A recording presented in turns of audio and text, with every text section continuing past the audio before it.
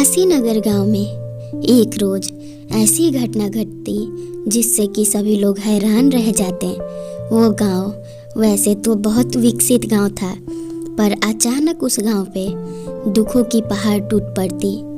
गांव की औरतें आपस में ये बातें करने लगती कि ना जाने उनके पति वापस लौट के भी आएंगे या नहीं।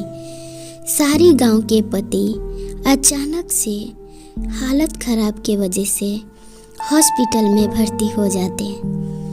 श्रीनू अपनी माँ और काकी की बातें सुन रहा था।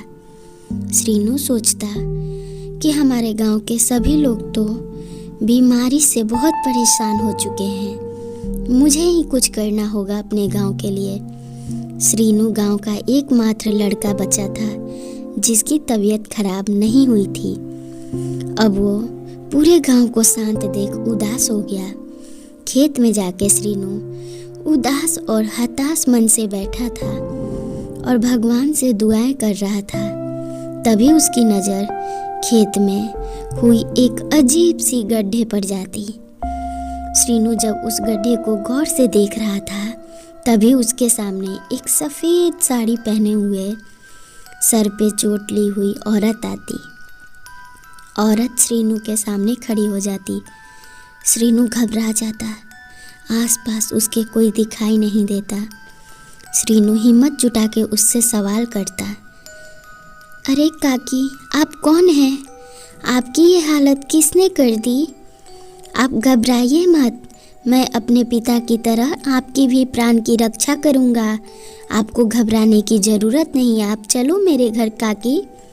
तभी वहाँ पर अचानक से एक ऐसी रोशनी जलती जिससे कि उस पूरे खेत में हरियाली और फसल आ जाते। श्रीनू चकित हो जाता। उस रोशनी में से आवाज़ आती कि तुम्हारी अच्छाई देख मैं प्रसन्न हुई।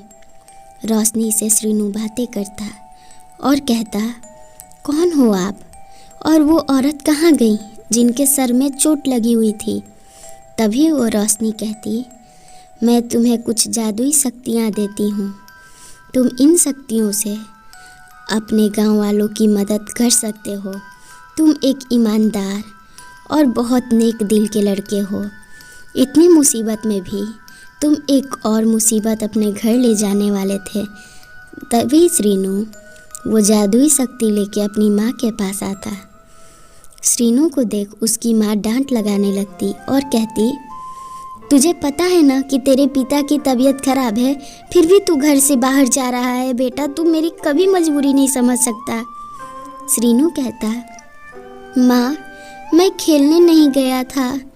आपको पता है मुझे खेत में क्या मिला?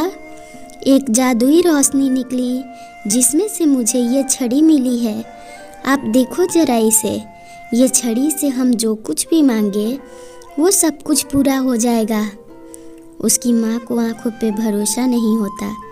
श्रीनू कहता, हे जादुई छड़ी, मैं आपसे चाहूँ तो अपने लिए कुछ चीज़ मांग सकता हूँ, लेकिन मेरे पूरे गांव वाले को आप सुरक्षित वापस ला दो और मेरा गांव पहले की तरह लहर चहर से भर दो। ऐसे सुनसान गांव में मुझे रहने का मन नहीं करता। मैं अपनी माँ को ऐसे उदास नहीं देख सकता। जादुई छड़ी में से आवाज़ आती, तुम्हारी अच्छाई से मैं दिन प्रतिदिन और तुम्हें शक्तियाँ देते जाऊंगी। और देखते ही देखते गांव के सभी लोग स्वस्थ होकर वापस अपने गांव आ जाते। श्रीनू और उसकी माँ सब लोग खुशी खुशी रहने लगते। गांव वाले श्रीनू की वाहवाही करते क्योंकि उसकी अच्छाई और नेक दिल और दरिया दिल के वजह से गांव वाले फिर से वापस गांव लौट पाए थे। श्रीनू अगर चाहता तो उस जादुई छड़ी से सिर्फ अपने पिता को ठीक कर अपने घर में धन की वर्षा कर लेता, लेकिन श्रीनू सभी की मदद कर वो जादुई छड़ी वहीं लेके जाके रख देता जहाँ से उसे वो छड़ी मिली थी। जादूगरनी भी श्रीनू की इंसानियत से प्रसन्न हो गई। उस गांव में अब कभी भी किसी चीज़ की कमी नहीं रहती। एक बहुत ही खूबसूरत से गांव के रूप में वो गांव बदल जाता। और सभी लोग अपने जीवन में व्यस्त हो जाते हैं। ऐसी कहानी देखने के लिए चैनल सब्सक्राइब कर लें और वीडियो को एक लाइक ज़रूर कर दें।